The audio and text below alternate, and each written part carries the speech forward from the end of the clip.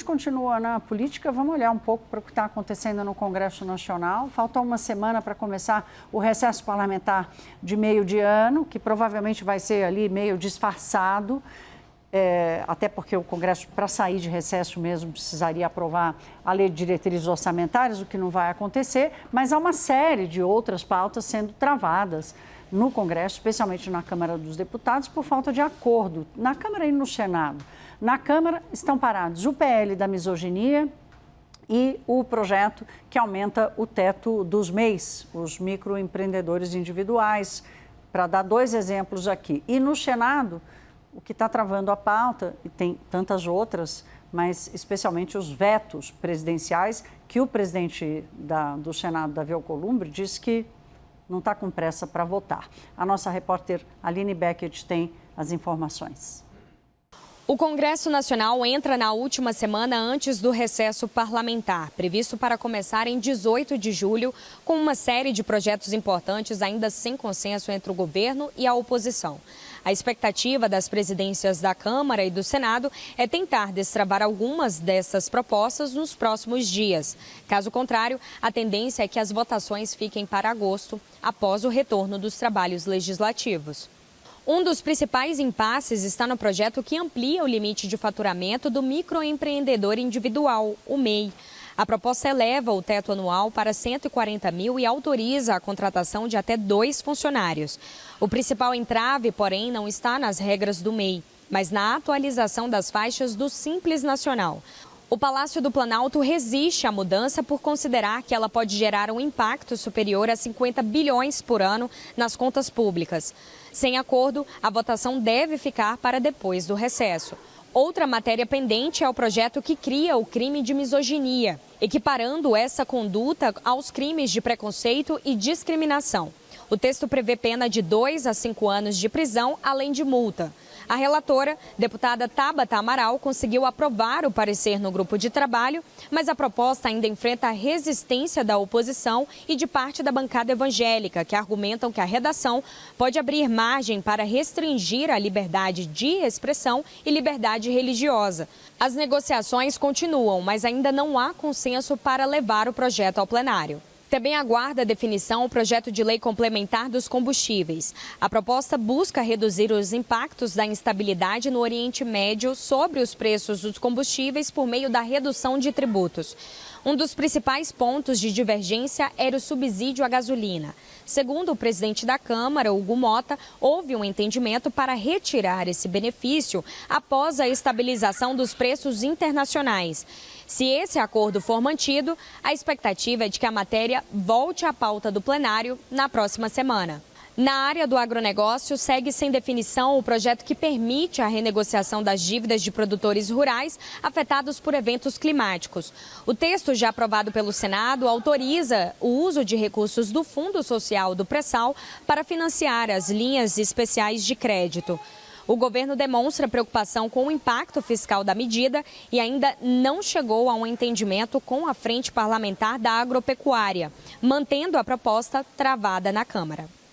Além dessas matérias, permanece indefinida a análise dos vetos presidenciais. O presidente do Congresso, Davi Alcolumbre, afirma que ainda não há acordo entre o governo e as lideranças partidárias para convocar a sessão conjunta. Hoje, 91 vetos aguardam deliberação de deputados e senadores. Entre eles estão dispositivos da lei orçamentária que poderia ampliar em cerca de 393 milhões os recursos destinados às emendas parlamentares, motivo que levou o governo a atuar pelo adiamento da votação nas últimas semanas. Sem consenso, a sessão ainda não tem data para acontecer.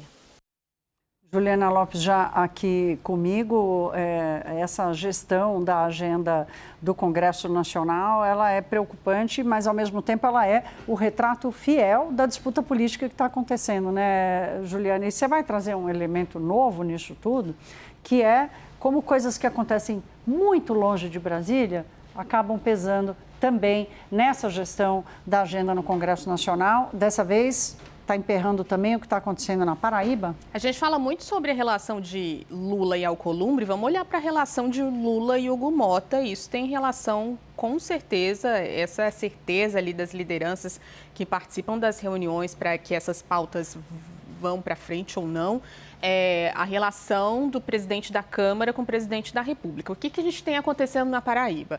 Tem ali alguns integrantes querendo uma sinalização importante de Lula para candidatura ao Senado Federal. Uma já está garantida, de João Azevedo, deixou ali o governo, é o palanque certo do presidente Lula, é o apoio, é o candidato escolhido para ser apoiado pelo PT para essa vaga no Senado Federal, mas tem a segunda vaga na Paraíba. Aí de quem seria? Poderia ser do pai do presidente da Câmara dos Deputados, Nabor Vanderlei, que é do Republicanos, e Hugo Mota, claro, tem um foco muito específico, né? A família ali se lançando a essa disputa no Senado, que é importante. Mas, no último dia 15, o presidente Lula, depois que algumas pautas de interesse do governo passaram na Câmara, gravou um vídeo que chegou como uma bomba. No primeiro momento, o presidente da Câmara disse que não tinha nada a ver, mas sinalizou um apoio a um oponente do pai do presidente da Câmara, que é Vital do Rego, que é lá do Senado Federal, para que ele concorra a essa reeleição. E aí as lideranças estão dizendo que na Câmara dos Deputados isso criou uma rusga. Ora, a gente tinha uma relação muito estabelecida e muito boa entre Lula e Hugo Mota, ruim entre Lula e Davi Alcolumbre no Senado. Mas depois desse vídeo, o tempo se passou e as pautas governistas, elas não foram para frente, de interesse do governo.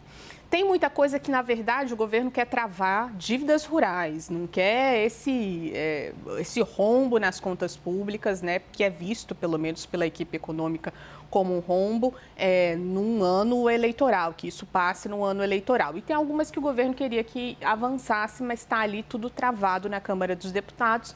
E tem liderança dizendo, olha, se essa relação não for reestabelecida de novo, essa conversa que também acontece lá no Senado, a gente vai ter dificuldade de aprovar algumas pautas antes que a campanha comece oficialmente e aí Congresso para os trabalhos.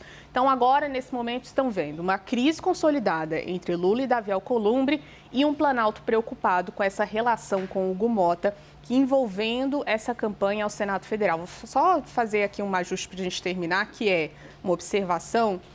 Como as candidaturas ao Senado, elas são muito importantes, né, nessa disputa. Mais importantes do que para os estados, para os governos. Então, assim, as campanhas todas olhando para essas vagas no Senado de uma maneira muito forte e significativa e mostra a importância de se consolidar força no Senado a partir do ano que vem. Claro, porque a composição do Senado Federal vai determinar a condução de pautas hoje, que são pautas super populares, por exemplo, impeachment de ministro do Supremo Tribunal Federal. Há vários candidatos nos relatando, Juliana, eu tenho certeza que você também ouve, de que são cobrados. Vai votar a favor do impeachment de ministro do STF, né? Quer dizer, isso é apenas uma das pautas, né? Agora, esses nós atados aí entre Lula, Palácio do Planalto e Câmara e Senado, vai depender de quem tem mais capital político, né? Exatamente. Juliana, quem é que está com mais bala na agulha, né? Para segurar o silêncio. Obrigada, Juliana. Até já.